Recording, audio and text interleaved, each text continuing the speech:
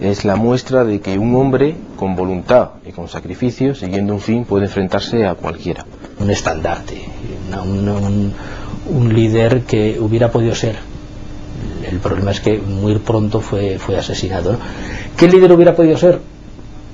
Hubiera podido articular todas las reivindicaciones de los movimientos negros para que se hubieran podido conseguir todas las reivindicaciones sin necesidad de la violencia. No lo sabemos, pero él como líder social yo creo que tiene un valor incuestionable. Esos discursos, el I had a dream, ¿no? Yo creo que marcaron un hito de lo que es la comunicación verbal como un elemento de movilización de las masas en el sentido más democrático del término. Hay elementos que si no estuvieran en las manos de las personas, la desobediencia civil, la objeción de conciencia, son elementos de protección de los derechos de las personas, ¿no? Frente a un poder, ya digo, no por ser democráticamente elegido siempre tiene razón, ¿no? Puede que sobrepase sus funciones, y entonces si no tuviéramos esos elementos verdaderamente estaríamos con nuestra libertad coartada. Que un negro se tuviera que levantar del asiento en un autobús cuando entraba un blanco no era solamente un elemento de discriminación, era un elemento de indignidad absoluta, de consideración de las personas como algo cercano casi a los animales, ¿no? Luther King lo que puso encima de la mesa es ese Estado, y además donde una parte fundamental de la población se veía con un sistema de marginación que hoy nos parece absolutamente incomprensible y absolutamente imposible de entender, pero es que era real. Obama no hubiera sido posible sin un Luther King anterior. Ambos son el símbolo, el icono de una América más variada. Para mí es el Gandhi de los afroamericanos y es un profeta contemporáneo y de Occidente. Martin Luther King fue ministro de la Iglesia Bautista y activista del movimiento por los derechos civiles para los afroamericanos en Estados Unidos. Llevó a cabo marchas por el derecho al voto y a la no discriminación. Tal vez su discurso más famoso es "Yo tengo un sueño", pronunciado enfrente del monumento a Lincoln. Nació en Atlanta, Georgia, en 1929 y desde muy joven se manifestó como un luchador nato por la defensa de los derechos de la población negra, partiendo de la filosofía de la no violencia usada en India por Gandhi. Esta actitud le hizo merecedor del Premio Nobel de la Paz en 1964, convirtiéndose en la persona más joven en recibir este galardón. Sin embargo, él fue atacado violentamente por autoridades racistas durante muchas de sus protestas. La más conocida es la del estado de Montgomery, que fue abortada con gran violencia policial. Ese día es conocido desde entonces como el Domingo Sangriento. Fue el mayor punto de inflexión en su esfuerzo por ganarse el apoyo público. Martin Luther King escribió y se manifestó frecuentemente, dibujando una larga experiencia como predicador. Su carta desde la cárcel de Birmingham, escrita en 1963, es una apasionada declaración de su cruzada por la vida y la muerte. La carta incluye la famosa cita: "La injusticia en cualquier parte es una amenaza a la justicia de cualquiera", y también unas palabras de Marshall que él reproduce: "Una justicia esperada demasiado tiempo es una justicia rechazada". También expresó dudas sobre el papel de los Estados Unidos en la guerra de Vietnam y organizó la campaña por la gente pobre. Martin Luther King logró que en los estados sureños se abolieran algunas leyes discriminatorias con la población negra, pero no logró que se consiguiera la igualdad a pesar de su intensa lucha. Un tiro acabó con su vida en 1968 en Memphis. Hasta el final de sus días se opuso a la radicalización preconizada por el Black Power. Para él, una guerrilla como la del Che Guevara era una ilusión romántica. Martin Luther King prefería la disciplina de la llamada desobediencia civil, que definió como un derecho y energía democrática no explotada.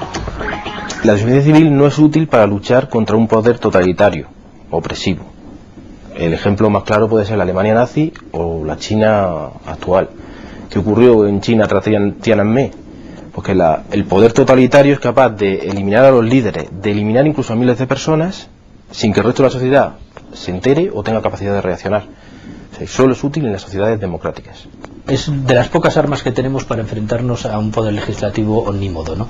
Es decir, evidentemente el poder legislativo depende en los sistemas democráticos de la elección, pero también hay elementos que si no estuvieran en las manos de las personas, la desobediencia civil, la objeción de conciencia, son elementos de protección de los derechos de las personas. Funcionó en la India, porque la India británica era una sociedad democrática, la británica. La India, una vez independiente, ha sabido madurar una sociedad democrática. Funcionó en Estados Unidos y funcionaría en Europa. En el caso de la desobediencia civil, legislativamente estaba regulado la discriminación racial. Por ejemplo, los negros tenían que ceder el asiento de los autobuses a los blancos. Bien, y eso legalmente estaba establecido, y el Tribunal Supremo de Estados Unidos, por ejemplo, lo tenía aceptado. Pero es una inmoralidad.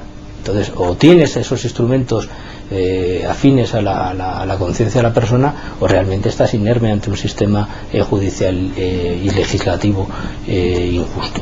Tienen que sufrir varios fracasos, tienen que sufrir varias agresiones por el poder que van unificando las distintas corrientes. Tienen que surgir líderes como Martin Luther King, capaz de unificar, de subir por encima de la media de los pequeños líderes, de los pequeños grupos, que todos lo respeten y se unan a él. Por eso fracasó al principio. Organizar un movimiento es muy complicado, y además organizarlo sobre la base de la no violencia era una apuesta arriesgada, teniendo en cuenta además el movimiento por los derechos civiles estaba cortado por distintas ideas de lo que debía ser la búsqueda del fin de la discriminación, ¿no? Muy rápidamente la idea de la no violencia era puesta en cuestión por otros grupos que consideraban que la acción directa, la violencia, era la forma más rápida de conseguir acabar con una situación injusta. Es un hombre con capacidad de visión. Eso también lo dijo Napoleón de sí mismo. Mi único talento es que veo claro. Era un hombre que veía más allá de lo que veía el común de la gente. Pero no se adelantó a su época, nació en el momento oportuno, en el lugar adecuado. Antes, en América, si hubiera nacido antes, lo hubieran linchado, no hubiera llegado a tener repercusión. Luther King adquiere una legitimidad importante precisamente cuando se convierte en una referencia en la oposición al movimiento de los transportes en Virginia, no creo que es, no me acuerdo, en Alabama, no me acuerdo ahora dónde es. Pero bueno, es cuando él ya tiene una personalidad, va creando un liderazgo, y ese liderazgo adquiere una legitimidad que le permite liderar y además convencer al resto de los movimientos negros de que la vía de la no violencia es una vía posible, ¿no? Luego, a mediados de los 60, evidentemente empiezan a desgregarse porque ven que la línea de la no violencia no acaba por satisfacer las reivindicaciones, ¿no? El problema es que la guerra de Vietnam articula la sociedad norteamericana de los años 60. Es imposible entender todos los movimientos de lucha por los derechos civiles, los movimientos de liberación de la mujer, los movimientos juveniles, la contracultura, sin la guerra de Vietnam, ¿no? ¿Se hubiera podido sustraer Martin Luther King a la guerra de Vietnam? No. Tuvo que tomar partido porque era el elemento esencial que ponía a las distintas personas ante la realidad política y social de los Estados Unidos. Él consideraba que América se estaba metiendo en una guerra que la estaba llevando a perder parte de su esencia. Era una guerra inmoral, una guerra que obligaba al ejército americano a cometer continuamente injusticias y barbaridades. Además de esta pérdida de fuerza moral de la nación, lo que él veía era un derroche enorme de dinero y de energía. Dinero y energía que él creía que se debían emplear dentro de su país para luchar contra la pobreza, para mejorar la situación de los desfavorecidos en América. El problema de la guerra, de la toma de posición de Luther King a favor del fin de la guerra, lo que le hace es que a ojos de los otros movimientos negros consideran que ha traicionado en algo la primacía de la reivindicación de los derechos de los negros frente a una reivindicación más global del fin de la guerra y de los otros movimientos sociales, ¿no? Y además consideraban que esa toma de posición tan fuerte lo que iba a hacer era diluir las reivindicaciones sobre el movimiento negro. Ahí perdió en gran medida esa capacidad de liderazgo global sobre el movimiento negro. Hizo que muchos además consideraran que frente a esa falta de primacía y un poco la desviación de los objetivos de la igualdad racial, el liderazgo de Luther King fuera en cierta medida cuestionado, ¿no?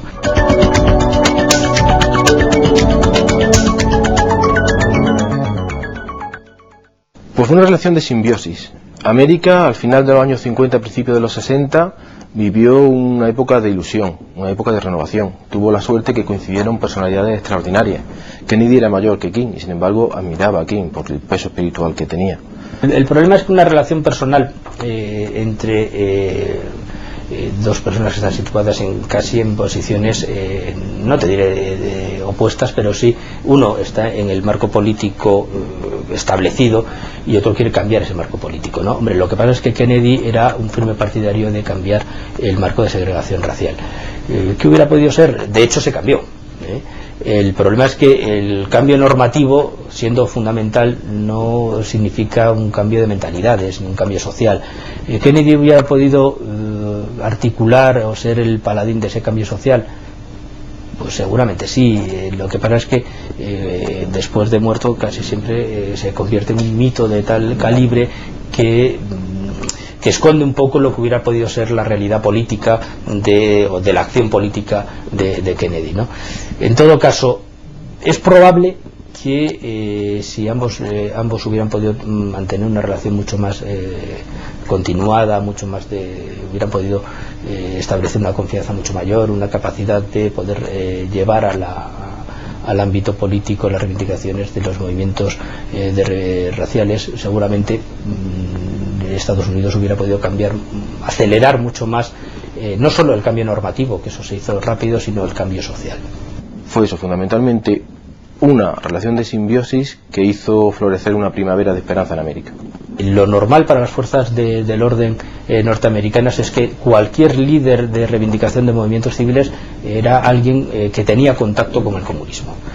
Todavía la sociedad norteamericana estaba claramente imbuida dentro de ese espíritu de la bipolaridad muy potente de la Guerra Fría, ¿no? Y eso es absolutamente central en el marco de lo que son los cuerpos de seguridad norteamericanos. Luther King es que ponía en cuestión el sistema de autoridad tradicional y el sistema básico de orden sobre el que se asentaba la sociedad norteamericana. Sí, la situación con el FBI se debe fundamentalmente a la situación histórica. Es decir, no debemos olvidar que en estos años, en la área 50, principios de los 60, nos encontramos en plena Guerra Fría. La tensión no es tan grande, pero aún así hay repunte. El caso más claro es el de la crisis de los misiles cubanos entre Khrushchev y Kennedy. O sea, ahí se está a punto de llegar de nuevo a la guerra nuclear. El enemigo para América sigue siendo el comunismo soviético. Las fuerzas de seguridad para ellos era un peligro potencial, porque además arrastraba masas, y esas masas, ¿cómo podían ser controladas? Eso es un problema básico. No es tanto que las fuerzas policiales sean siempre malísimas, sino que realmente un movimiento social de las proporciones, la marcha a Washington congregó, y estamos hablando de los años 60, 250.000 personas, ¿no? ¿Qué hubiera pasado con 250.000 personas en un estado de agitación permanente? Las fuerzas de seguridad lógicamente tienen esa preocupación, y además consideran que alterar los sistemas de autoridad tradicionales en gran medida cuestionaba el principio de seguridad nacional. El mensaje de King tenía unos ciertos componentes que podían llevar a pensar que podía simpatizar con el comunismo. Él nunca fue comunista, sí algunos de sus colaboradores más próximos. Él no fue comunista porque rechazaba el materialismo del comunismo soviético, que implicaba que no existía la religión, rechazaba su carencia de valores éticos, cierta hipocresía que había dentro del sistema totalitario comunista, y rechazaba la falta de libertad que significaba el comunismo o el socialismo real.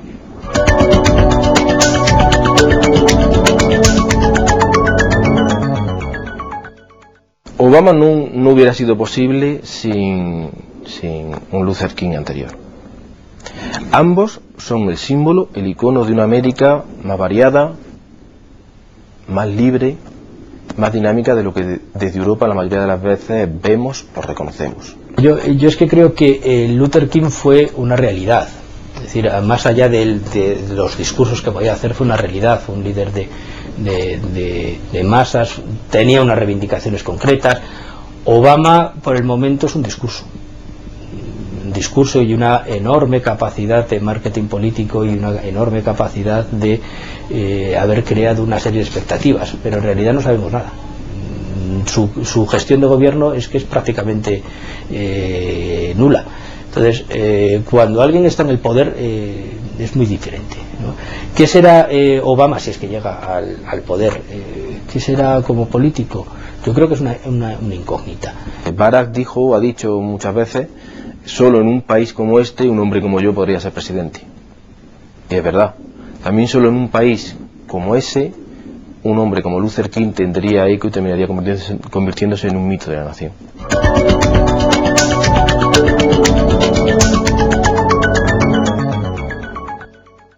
Es un hombre que persigue un ideal hasta entregar la vida por él. Capacidad de sacrificio.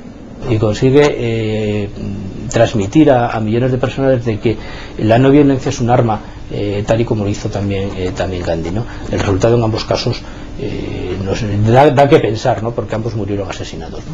Donde quiera que exista una injusticia, ello afectará a la justicia en su conjunto.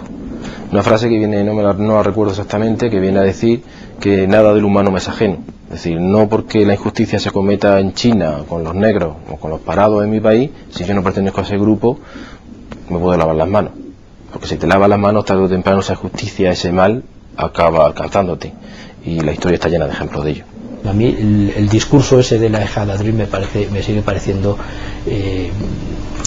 la gran aportación, ¿no? Luther King es una referencia a un valor espiritual, es como he dicho, un profeta contemporáneo, es decir, del siglo XX, de nuestra época, y de Occidente. ¿Por qué digo que es un profeta de Occidente?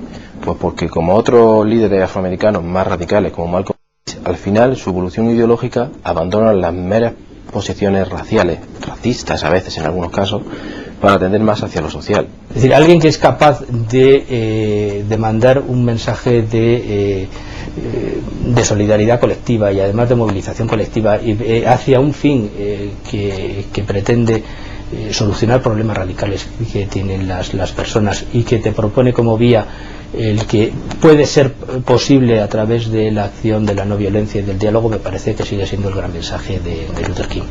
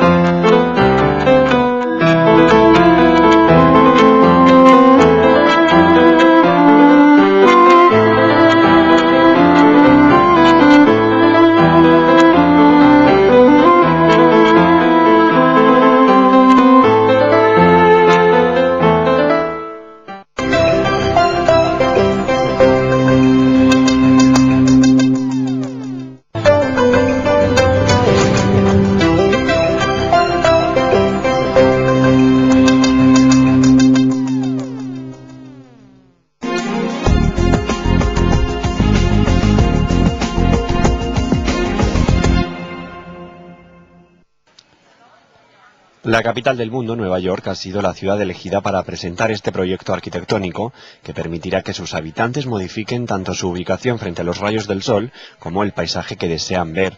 Los primeros comenzarán a construirse en Dubái y Moscú y la idea es que estén terminados a finales de 2010. El rascacielos de los Emiratos Árabes medirá 420 metros de altura y tendrá 80 pisos. Las primeras 20 plantas serán oficinas, las 15 siguientes un hotel de 6 estrellas, las 35 siguientes apartamentos de lujo y los 10 últimos viviendas de 1.200 metros cuadrados con ascensor privado, jardín, piscina y aparcamiento dentro del piso. Teniendo en cuenta estos cálculos, el precio de un metro cuadrado podría ascender hasta los $30.000. Italia y Suiza son algunos de los países que han solicitado este tipo de edificaciones en sus ciudades. Este es el primer edificio que rota, se mueve y hasta cambia de forma. Nunca se verá nada igual, nunca en toda la historia.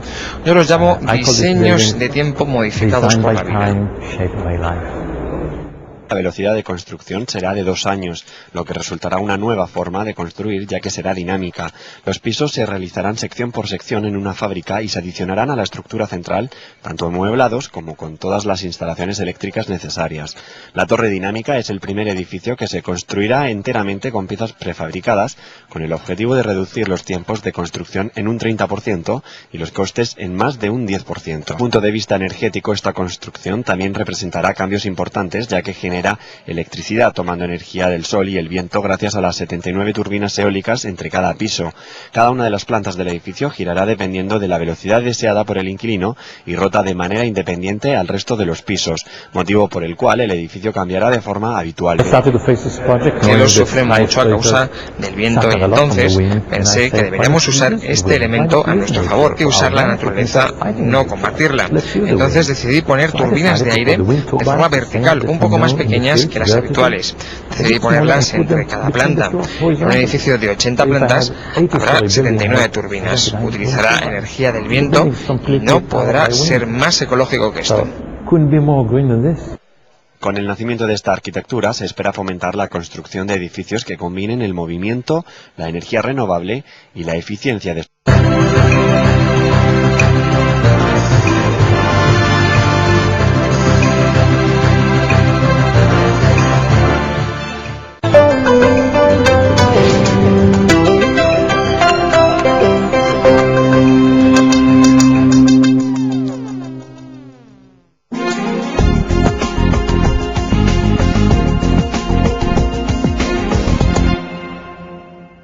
hay cerca de 550 centros comerciales, uno por cada 70.000 habitantes.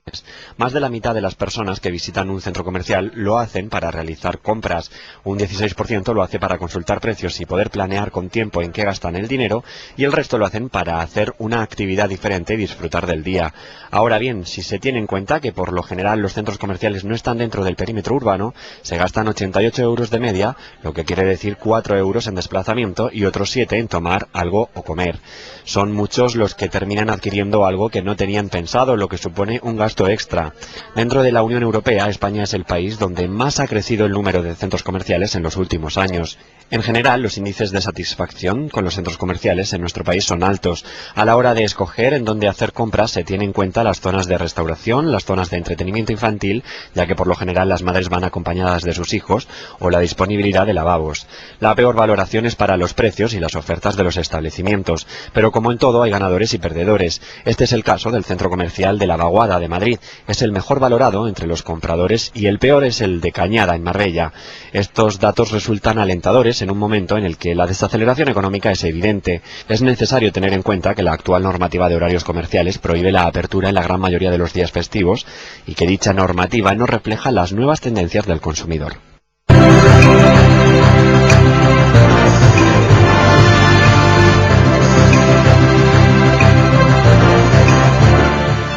Un día cualquiera, el acueducto desapareció, y con él los pintores, los turistas japoneses, y así desapareció comer cochinillo los domingos. Pero ¿a qué está bien saber que esto nunca va a pasar? Invertimos mucho en patrimonio, pero recibimos mucho más. Y volvieron los turistas, los pintores, los cochinillos. Si eres cliente de Caja Madrid, esta es tu obra.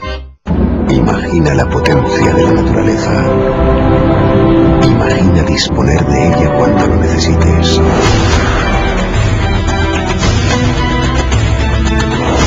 USAP 93 Sport Sedan TID, ahora con unas condiciones de financiación excepcionales. Saab, move your mind.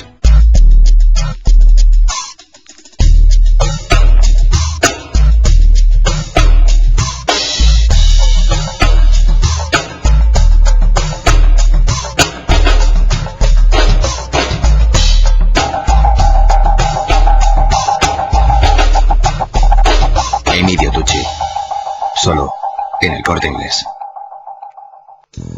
Descubre las obras más importantes de la literatura occidental con la biblioteca Homo Legends y amplía tu patrimonio cultural mes a mes. Además, ahora puedes ahorrarte un 50% si te suscribes llamando al 902-550-335. Tendrás 12 títulos por solo 150 euros. Y conseguirás